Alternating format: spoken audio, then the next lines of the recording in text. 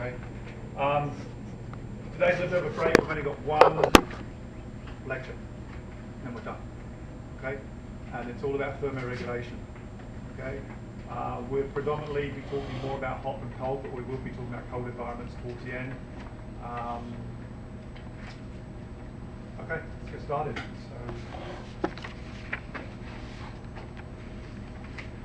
So when we're talking about, in particular, like I said, the heat, which is going to be the first part of the lecture, we're going to talk about avenues of heat dissipation and how we take on heat, basically. Obviously, this is a schematic out of your book here of a rider riding in the heat. And you can see in terms of taking on heat, what's going to actually increase body heat storage. Okay? Well, certainly things like conduction. Okay, simply holding onto the handlebars, right? Heat's going to come from the road. You're going to take on heat from the road, that heat from the road, and eventually it's going to end up in the handlebars. Evaporation is an avenue of heat dissipation, of course. We're going to talk about evaporation coming up. Respiratory heat exchange, again, dissipation of heat. We spoke about conduction, taking on heat mostly, reflective radiation. Obviously, simple metabolic heat production within the skeletal muscle and hormones, gaining heat, convection. More windy, even though it's hot, it's windy, right? You're more able to dissipate heat. Okay, so that's what we mean by convection. And then we're not really going to talk about solar and diffused radiation from the sky. Although, as you know, it's better if you're going to say run or cycle, even if it's hot out on the cloudy environments, than obviously yesterday when, like for instance, yesterday I went for a 20-mile run, right? We think I'm insane to do that, well there you go. Started out nice and cloudy, okay? Started out nice and cloudy because I went like early afternoon, I thought it was going to be really good, and then halfway through the run suddenly, boom, clouds went, and I paid the price.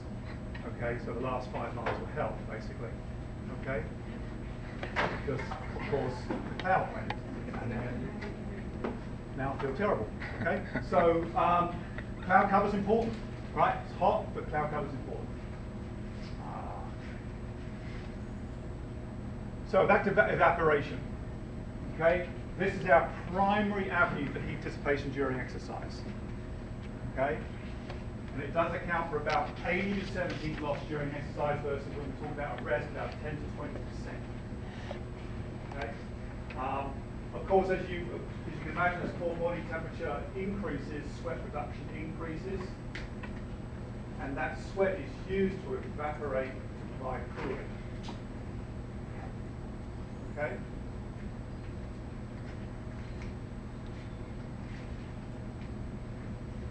Humidity plays a large role on how efficient we are in getting rid of heat from evaporation. Okay? So if you've got a high humidity, which it was like yesterday when I went for my run, right? Even though I was sweating profusely, I wasn't dissipating my heat very efficiently. If it was windy, which it wasn't yesterday, if it was, that would have helped me a lot, right, in terms of convection. So we had a very, very high humidity, and that limited the amount of sweat that I could dissipate. Okay? So high humidity, regardless of temperature, limits the evaporation of sweat. Okay? And obviously low humidity is ideal for sweat evaporation.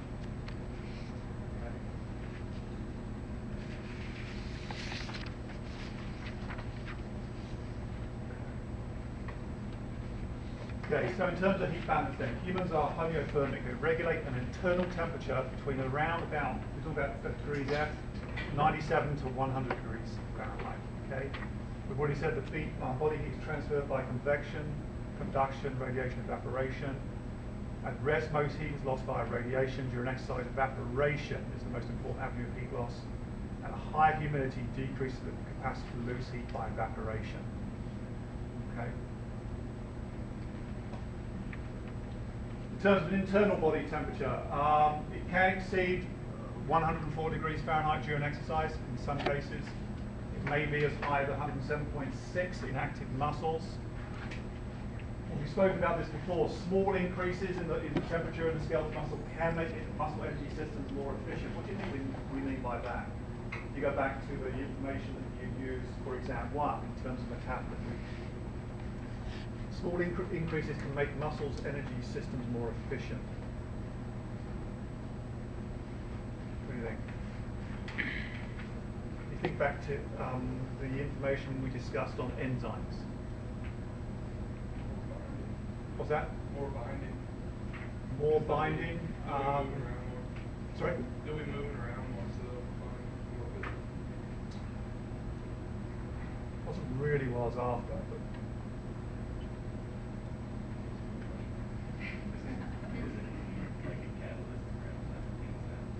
yeah, heat is a catalyst for enzyme reaction. Okay, so you can actually increase the reaction of the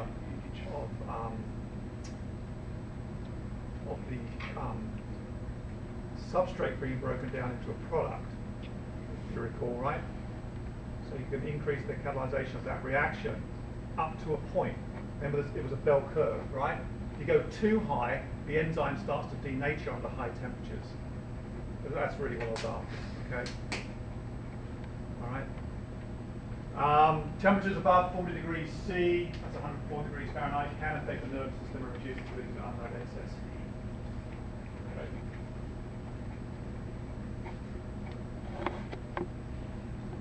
Okay, body temperature assessments. Have you done the lab yet in this body temperature assessments? You haven't done that yet, probably next week.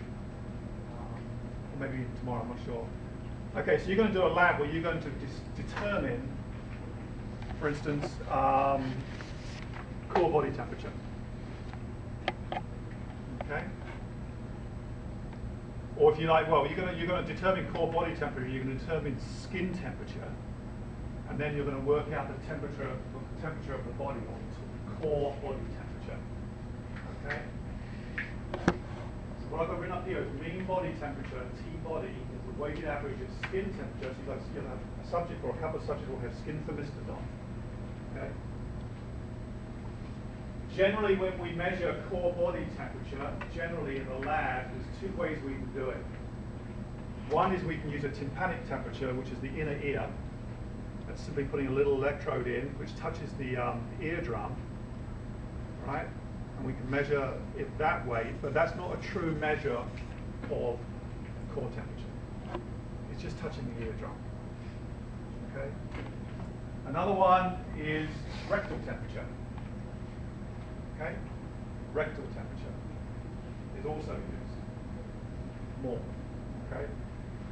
Now this is one equation. I'm not sure if your lab, I can't remember if your lab would use this one. This is just an example, but you can use the skin temperature and the rectal temperature to determine core body temperature. In this case, it's 0.4 times the temperature of the skin. This is the mean of all those skin thermistors you've got on. There may be 3 or 4 sites. Okay, plus 0.6 times the rectal temperature. Okay. You can also work out the heat content of the body. And this is another example of an equation here, which is 0.83 times body weight times the temperature of the body, which you worked out previously. Okay. And 0.8, you might be asking what 0.83 is. It's the average specific heat of body tissue. That's a constant. That doesn't change.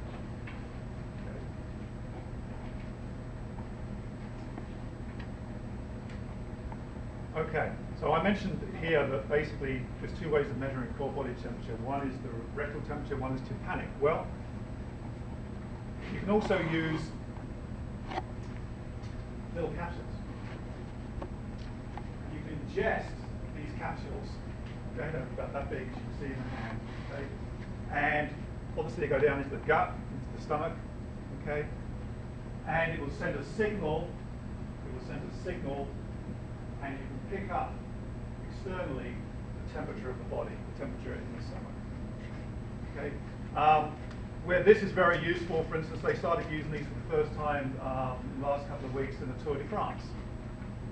Okay, where they wanted to get an idea on how hot these riders are getting. So these riders would ingest the pill, and that information would be relayed back to the car. Okay, and they can see.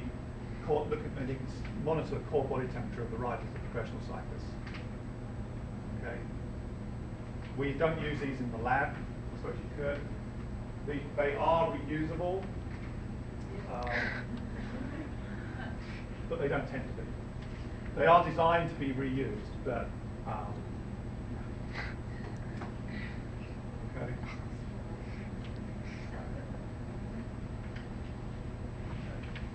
So they send a little signal out and pick that up. And then and this particular one is called the torque temper. Okay.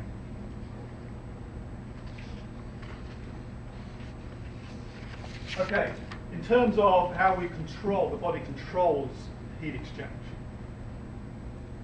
Okay. Well, we're going to talk briefly about this. We're going to talk about the preoptic anterior hypothalamus. We're going to talk about central and peripheral thermoreceptors, and then the effectors that alter body temperature are obviously sweat glands, smooth muscle around arterioles, skeletal muscle, and endocrine glands. Okay? So here's a schematic out of your book here, just like kind of the schematic we saw for hormones, where we've got a rise here, increased blood and internal temperature, and obviously that seems to be whatever that temperature is, it's gone out of the homeostatic range.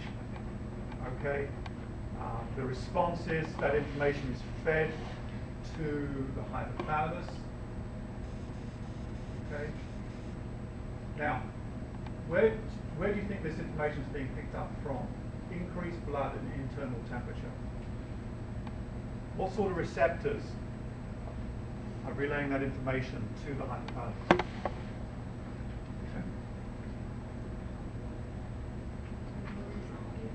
Sorry, what's that? Thermoreceptors. Receptors? Yeah. Sorry, where? Thermoreceptors. Thermoreceptors, yeah. And we call those peripheral and central thermoreceptors, right? So they'll be monitoring the temperature of the blood. Okay? And relaying that information by afferent neurons, afferent neurons, right, to the hypothalamus. So these are sensory neurons. Okay? And that information is being fed into that preoptic anterior hypothalamus. Okay? And the response is then an efferent signal. Okay? Efferent signal out to skin blood vessels in particular. We've got vasodilation occurring. So we'll have less sympathetic tone, right? Remember, blood vessels are under sympathetic innervation, not parasympathetic. So it means there'll be less sympathetic innervation to the blood vessels, and they'll dilate. Okay. If they dilate, then we're going to increase blood flow. We have more blood in those blood vessels, and we can offload more heat. Okay. So number 3, vasodilation occurs in skin blood vessels, and more heat is lost from the skin. Okay. Number 4, sweat glands become active, increasing evaporative heat loss. That'll be under sympathetic control as well. Okay. That's what this SNS stands for, sympathetic nervous system. Okay. And then, of course, the result is body temperature decreases. Just like hormones, of course, there is a negative feedback, right? Once it comes back into the homeostatic range, that blood internal body temperature, this pathway starts becoming empty.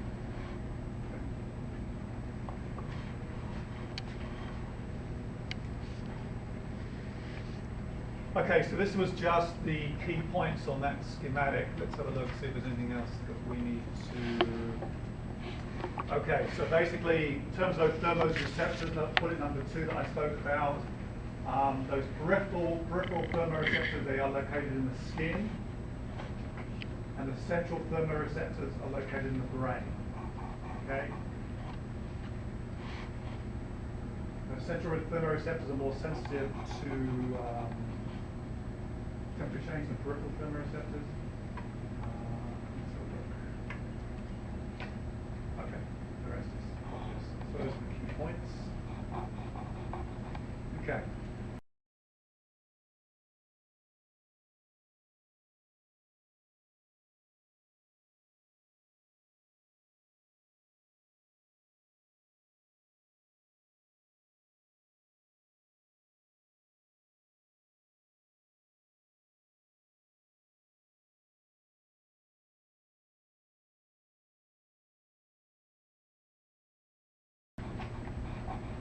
cardiovascular function in the heat.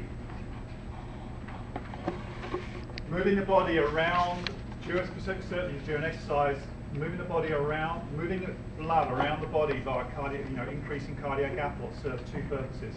One is to get the blood to the periphery, to the skin, to offload heat. The other, of course, when we're talking about exercise, is getting blood to skeletal muscle. So there's competition between the skin and skeletal muscle. Okay.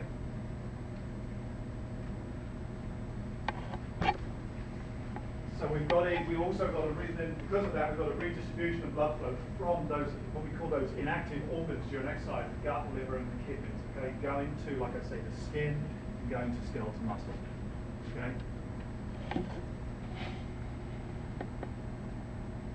The question is, what limits exercise in the heat? What limits exercise in the heat? Okay. At some point, the cardiovascular system can no longer compensate for the increased demands for endurance activity and thermoregulation. Heart rate approaches maximum, muscle blood flow is maintained, and there's a theory out there called the critical temperature theory. It kind of somewhat falls along the lines of the central governor theory that we spoke about earlier on. The brain will send signals to stop exercise. That's when a critical temperature is reached. And it's usually between around 40 to 41 degrees C. So there's another game that's a protective mechanism. Okay, it gets too high, the brain will shut down exercise, of course. Like Lily did with me yesterday. Okay? So that's called the critical temperature theory. Here's some real data here looking at rectal temperatures and cardiovascular responses in what we call a thermoneutral environment and a hot environment. So the thermoneutral environment is 78 degrees Fahrenheit and the hot environment 110. And this would obviously be in an environmental chamber like we have in the lab. This is real data here. Here's obviously increase in exercise intensity from 1.5 litres per minute in terms of VO2 up to 3 litres per minute. Okay. And you can notice, of course, in the thermoneutral environment, there is a decrease in the rectal temperature, but obviously an increase in the hot environment. Nothing weird about that, right? You'd expect that as you increase the exercise intensity. Because you're sweating more, of course, in the hot environment, your stroke volume is going to be dramatically reduced compared to the thermoneutral environment.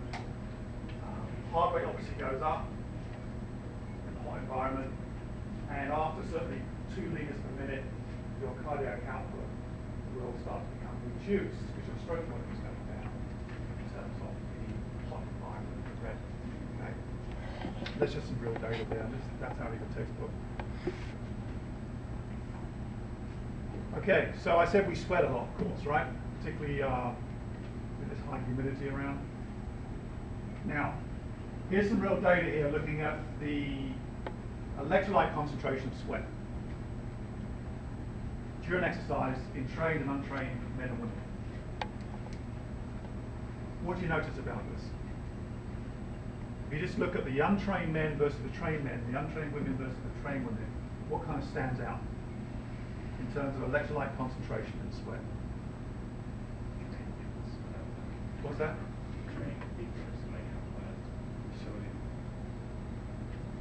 Sweating out, well, can you go further? It's not so much actually the sweating out less. It's more dilute. More dilute. Right, so the electrolytes in the trained men and women, because this is millimoles per litre of blood, is less. So in trained men, for instance, the sweat sodium is 35 millimoles per litre compared to 90 in the untrained men. It's the same for the women. Okay. Same for the chloride. No change with potassium. So, the bottom line is basically trained individuals have a more dilute sweat. Okay? So they might be sweating out just as much as they did before, or even perhaps even more. But their sweat is, if you like, more dilute. They're sweating out less sodium and less chloride. Okay? So does their body learn to keep that in, or how does it? Yeah, you actually become acclimatized as well. So it's adaptation to becoming trained And we're going to talk about this when we talk about acclimatization as well. Okay? That's why it's important to acclimatize to the heat. Okay? It's just like if you like altitude training, same sort of thing. You're going to compete, I will talk about this, you want to go there before the event and try to acclimate.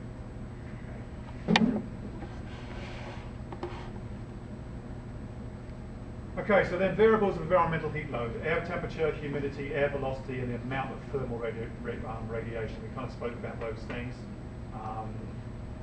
Air velocity will obviously be to do with convection. Air temperature obviously plays a role. Humidity is huge. And the amount of thermal radiation, whether it's cloudy or not, okay, also play a role. Okay. Your book talks about wet bulb globe temperature, or sometimes this is known as wet bulb globe index. Okay? And basically what this does, it accounts for, or simultaneously accounts for conduction, convection, evaporation, and radiation. So there's a little apparatus that we have over here on the right-hand side. So we have a dry bulb. Okay, this goes down here. A dry bulb that measures directly the air temperature. It's TDV. We have a wet bulb, which measures temperature as water evaporates from it. And we have a black globe that absorbs radiated heat. And there's an equation here. And we can, from that equation, we can work out this wet bulb globe temperature, or index. Okay? And we'll get a number, of course. And that number is used to assess the risk for heat injury at different ranges. Okay? And around the world, for instance, Ironman triathlons, big city marathons will use this. Okay, this index. So of course, if you have a very, very high index, 23 to 28, that's a high risk for heat injury. That's what we call a red flag. So you have to make, we talk about big city marathons, you have to make runners aware that heat injury is possible, especially for those with a history of sensitivity to heat illness. 18 to 23 is a moderate risk for heat injury, that's an amber flag. Less than 18, low risk for heat injury, and then less than 10, possible risk for hypothermia gone the other way. Okay. Now we're talking about down to less than 10, make runners aware that conditions may cause excessive heat loss from the body. Okay. So this is used.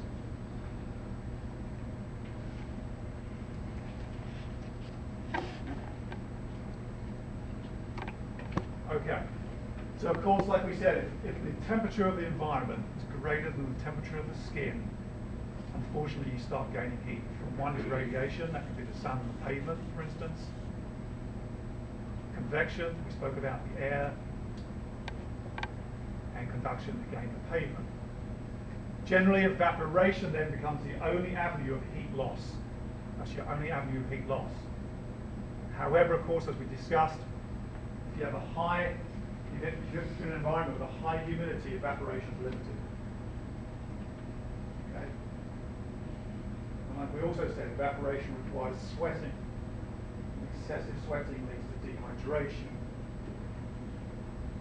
That leads then to reduced plasma volume, reduced stroke volume, reduced cardiac output, and therefore an increase in T-body, core body temperature. So remember, you need to get blood to the skin to offload heat. You're becoming dehydrated, right? And losing plasma because you're losing plasma volume. Okay? Your cardiac output's going to suffer. And therefore, you're going to compromise blood flow to the skin. So we have a problem.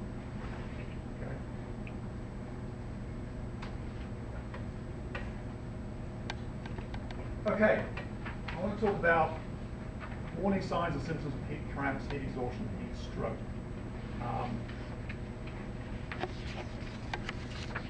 These obviously are heat-related disorders. Okay, in terms of increasing severity, heat cramps are the easiest ones to deal with. Heat exhaustion is pretty nasty. Heat stroke can result in death. Okay, I've worked in medical tents, in marathons and Ironmans, and I've certainly seen. Obviously, heat cramps are very, very common. Heat exhaustion, I've seen quite a bit. Heat stroke, not quite so much, but I have seen it, and I have seen people die from this. unfortunately. Okay, it's a killer. When we're talking about heat cramps, okay, so we're talking about less severity than the others. We're talking about painful large muscle cramps. Some of these symptoms kind of emerge with the others, but we talk about profuse sweating, we sweat a lot, excessive thirst, obviously your fatigue. When we talk about heat exhaustion, we do see some of these symptoms here, certainly obviously fatigue, excessive thirst, nausea, start throwing up, we start to see chills and goosebumps, major headaches, and then we're moving in towards heat stroke. Here we're talking about shutting down all the thermoregulatory systems. So we see a stopping of sweating, for instance, complete confusion, loss of consciousness, and they can go into comas and die. Okay, so nasty stuff. In terms of, let's got a couple of slides here on heat cramps again. The symptoms are severe and painful cramping of the large muscle groups. Generally the causes are sodium losses and dehydration. It's easy to treat, proper hydration, liberally salt food. And in terms of treatment, move to a cooler location, administer fluid or saline in a supine position with legs up, right? Usually deals with it. In terms of heat exhaustion, here again we spoke about extreme fatigue, dizziness, nausea, vomiting, fainting. We do see rapid pulses. Again, the treatment would be to move to a cooler environment, elevate the feet, give oral saline if conscious, or an IV if unconscious. In terms of heat stroke, symptoms, increase in internal body temperatures greater than 40 degrees C. We see a stopping of the active sweating mechanisms. We see a rapid pulse. Okay, and again, like I said before, we have a shutting down of the body's thermoregulatory system. And to treat these individuals, generally rapidly cool body in cold water or ice bath or with wet towels, and then of course get them to hospital, evacuate them to meet as quickly as possible.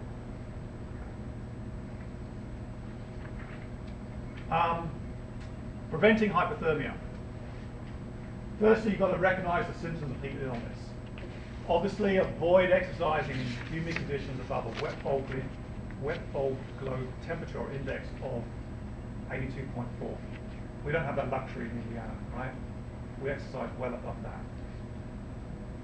Okay? I mean, when I exercised yesterday, it was about 88 degrees, right? But we can go well into the 90s, of course. And the others are fairly obvious to you, particularly. Scheduled practice or events in early morning or at night, wear lightweight, light-coloured, loosely woven clothing, and of course, plenty of fluids.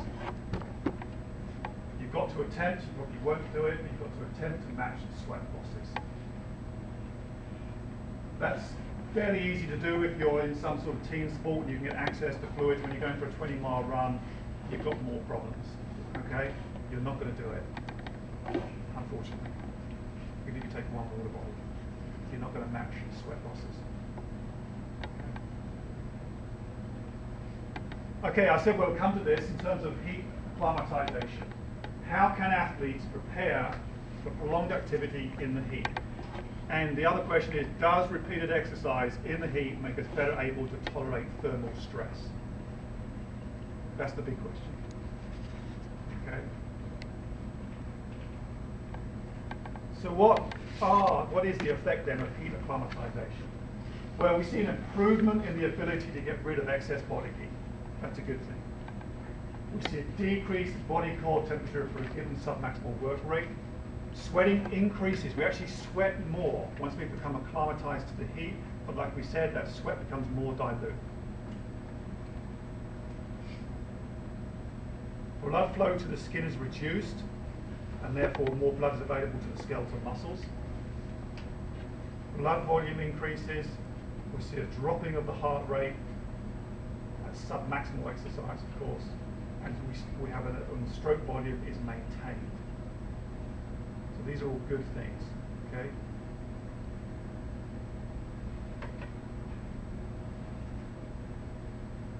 Here's some real data here from an old paper, 1984, but it's out of your book here. Effects of heat acclimatization on board body temperature and heart rate during a 90-minute run. And you can see, in terms of individuals who are acclimated compared to unacclimated, Rectal temperatures here, exercise will be 90 minutes. Okay, you can see with the acclimatized individuals, their rectal temperatures were lower, and as was their heart rate. So their cardiac strength improved.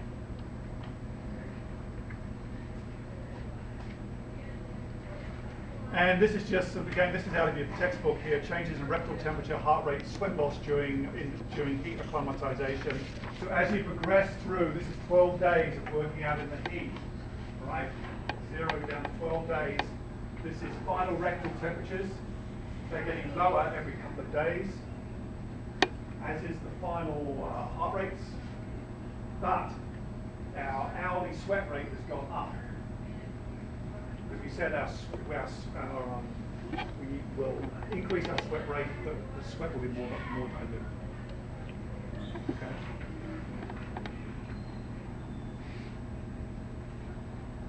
How long does it take? Well, anything between 9 to 14 days. 9 to 14 days. And you can achieve it by exercising in the heat for about 1 hour or more for 9 to 14 days. Cardiovascular changes occur first. So we see plasma volume expansion during the first 1 to 3 days, and then changing the sweating mechanism generally take longer, and that can be up to 10 days or more. Okay. So typically, for instance, the Hawaii Ironman, those professional triathletes, they will go out to Hawaii usually 10 days to 2 weeks before the race to acclimatize. The majority of these athletes, well, a lot of these athletes, particularly American athletes, are training in Colorado, where it's a very dry heat. Okay, so they'll want to get out to Hawaii about 10 days to 2 weeks before the race to acclimatize to the high humidity. The temperature is not the problem, it's the high humidity that's the problem. Okay.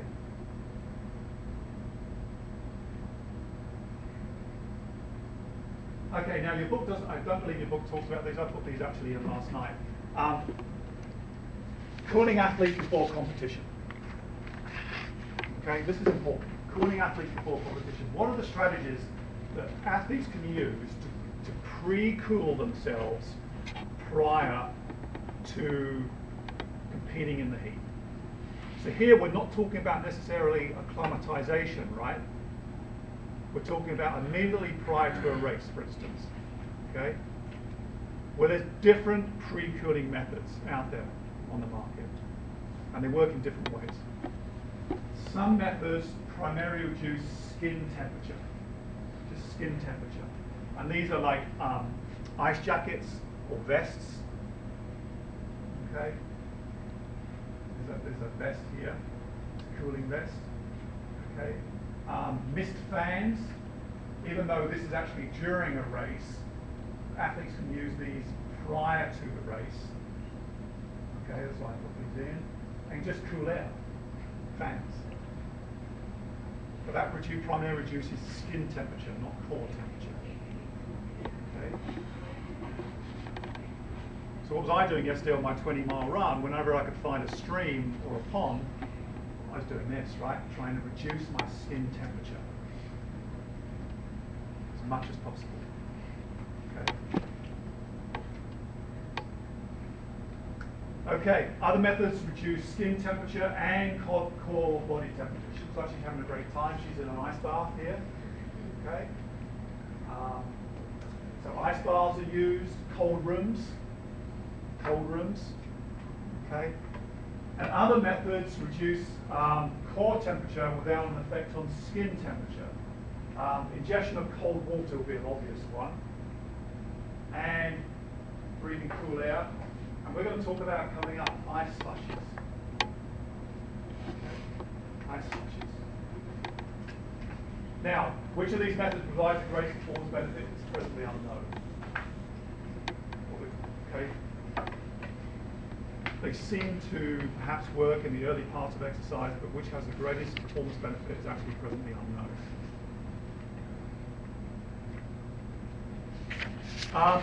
Previously it was thought that a reduction in the TC stands for core body temperature, okay, by the way.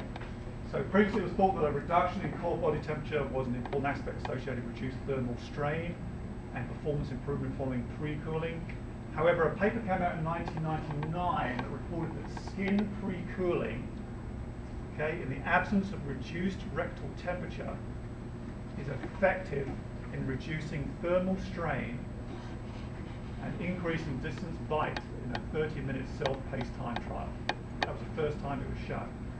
So you're not changing core body temperature, you're simply changing or reducing skin temperature.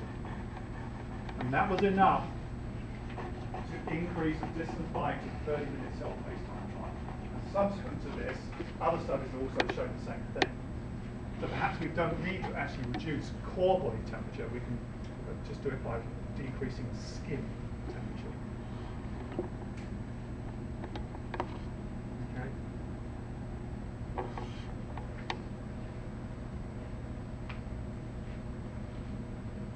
Okay. To beat the heat, drink a slushy first. Okay. This came out in the New York Times in April. In their personal best column here. And they were saying that exercise is always looking for ways to boost their energy, particularly during hot weather. Now, personal best column is blah, blah, blah. Opposites advice to keep you cool during the workout. Drink a slushy, nice slushy. Okay? So this is obviously a layman's trick here. Young male recreational athletes who drank a syrup-flavored ice slushy just before running on a treadmill in a hot room could keep going for an average of 50 minutes before they had to stop. When they drank only syrup-flavored cold water, that would be placebo control, right? They could run for an average of only 40 minutes. Okay, the advantage of slushies is that they are even colder than ice, 30 degrees Fahrenheit, the effect that occurs when sugary water is swirled with crushed ice. I actually just wrote a column on this in Triathlete magazine on this particular paper. So I went and found the paper. It came out in the April edition of Medicine, Science, Sports and Exercise, flagship journal for the American College of Sports Medicine. Ice slurry ingestion increases core temperature capacity and running time in the heat. So what they did, of course, they used this as a pre-cooling strategy, right? They had these athletes drink this ice slushy almost immediately before exercise, but they had them running in this hot room. But they only had them going for 50 minutes. That was it. Nothing longer. Okay? And it reduced, if I recall, the rectal temperature was reduced right before exercise on the ice slushy compared to control. That's syrup-flavored water. But what was interesting is at the end of the exercise bout, the guys who drank the ice slushy, they ran longer for 50 minutes, but their rectal temperature was higher. So what the researchers were proposing was that this ice slushy allowed the rectal temperature to increase above control, but they could still run longer because of that. Okay. So the downside of this particular paper was that they only had them going out for 50 minutes. So the question is, for endurance athletes who are out there for 2-3 hours, what effect does this have? It was only for 50 minutes. So what can we extrapolate from this? Well, it seems to be good for 50 minutes, because that's all they did. They didn't do 50 minutes, 90 minutes, 2 hours. How effective is taking an ice slushy for 2 hours? I mean, I hate these things. I couldn't do this personally. Syrupy flavored is disgusting. But there you go. You know, if you like them and you're running for, you know, you're running a 10K, it may work. Okay. So this is another, like I say, a pre-cooling technique. Okay, on that note, let's switch gears and go the other way and talk about exercise in the cold. Indiana in December, February, January, right? Here, rather than peripheral vasodilation to get more blood flow to the skin to offload heat, right? We're talking about peripheral vasoconstriction, which reduces blood flow to the skin because you want to keep blood in the core. Okay. Non-shivering thermogenesis, stimulation of metabolism by the sympathetic nervous system. Okay, increase that basal metabolic rate, increase heat production. In shivering, we know when we get cold, we shiver. Well, rapid involuntary cycle of contraction, relaxation of muscles to increase heat production, another avenue for heat production. Okay, so those methods are used by the body, of course, to conserve body heat. Peripheral vasoconstriction, non-shivering thermogenesis, that's the sympathetic nervous system, and so also the thyroid hormones, increase at basal metabolic rate, and shivering. Just like before, this is out of your textbook here. Hypothermia, body temperature, controlling body temperature during hypothermia, just like before we had, and now we've got a decreased blood and or skin temperature.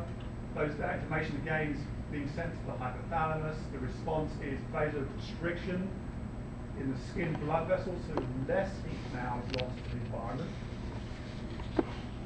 And we've got also efferent fibers going down to skeletal muscles, and they are activated, causing shivering, which increases metabolism, generates heat, and of course the consequence of those two would be the body temperature would increase. Very simplified diagram. Okay.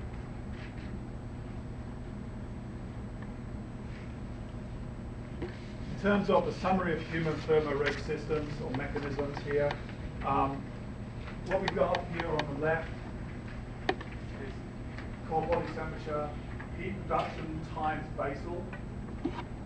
How many times basal? Heat production, 0 to 5.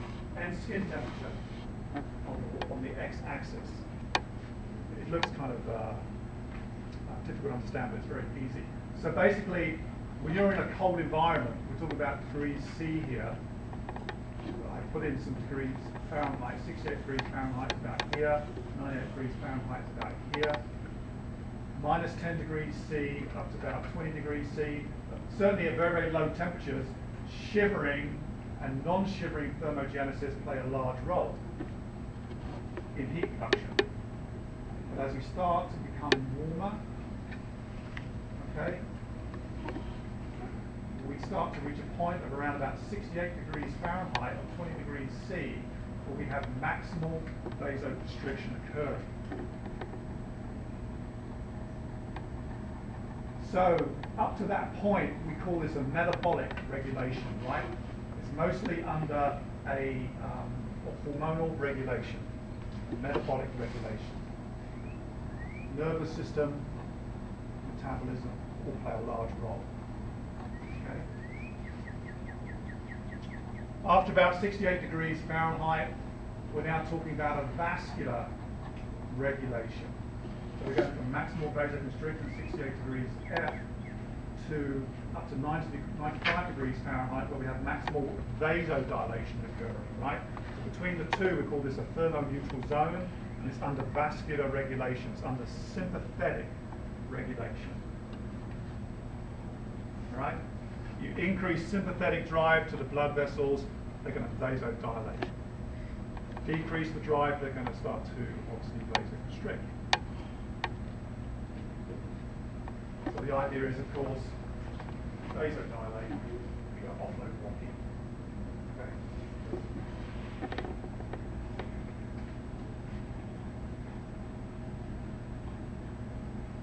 Okay, factors then that affect body heat loss, of course, are body size and composition, air temperature, wind chill. Whereas before in a heat, right, wind was good, it's not good when you're cold. We call that wind chill, right? It's very windy. And will cause water immersion. Crazy idea. Body weight, height, surface area, and surface area mass ratios for an average size adult and child. Okay, so we have an adult and child here, right? The adult weighs 85 kilograms, the child weighs 25. Of course, the adult is taller, larger surface area, but when we look at this area to mass ratio, the child has a larger area to mass ratio than the adult. Hence, that's the reason when small children stand on, the pool deck, they've got blue lips and they're cold, and you have to wrap a towel around them very quickly, Okay, they're losing heat rapidly compared to an adult. You and I are standing there going, what's the problem? The little child down here is freezing. Okay, it's because their area to mass ratio is higher. Even though they're smaller, the area to mass ratio is higher. And they're losing heat. Okay.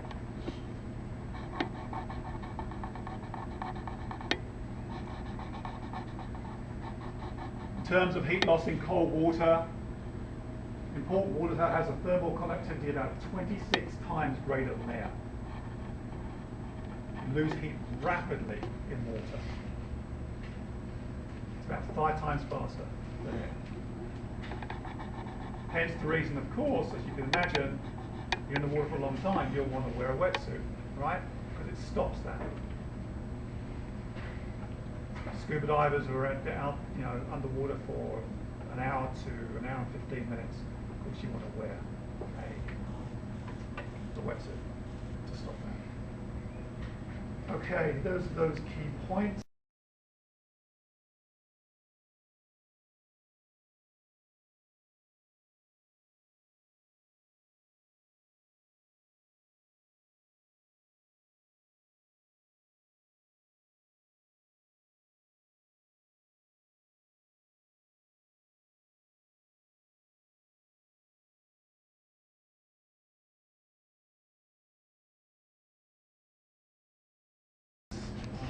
I think we need to go through those. Okay. In terms of physiological responses to exercise in the cold, of course, when the muscle is cool, it is less able to produce force, and fatigue can occur very rapidly. During prolonged exercise in the cold, we're obviously very susceptible to hypothermia, energy supplies diminish, metabolic heat production decreases. We've spoken about this before. Exercise triggers the release of catecholamines, in particular the norepinephrine, epinephrine, which increase the mobilization and use of free fatty acids. Lipolysis, right? And that's used for fuel. This free fatty acids used for fuel. However, the problem is it's very difficult to use them for fuel because you've got vasoconstriction occurring. You've got vasoconstriction occurring in the cold, that impairs circulation, therefore the free fatty acids that are in blood go into muscle to be used for broken down fuel. Okay, so we have a problem.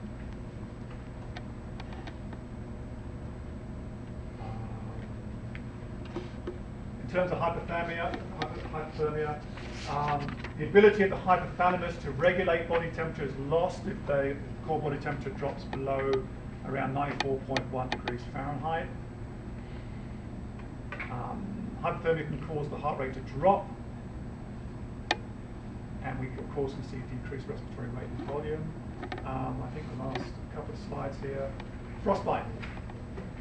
That is a consequence of vasoconstriction to the periphery. Okay?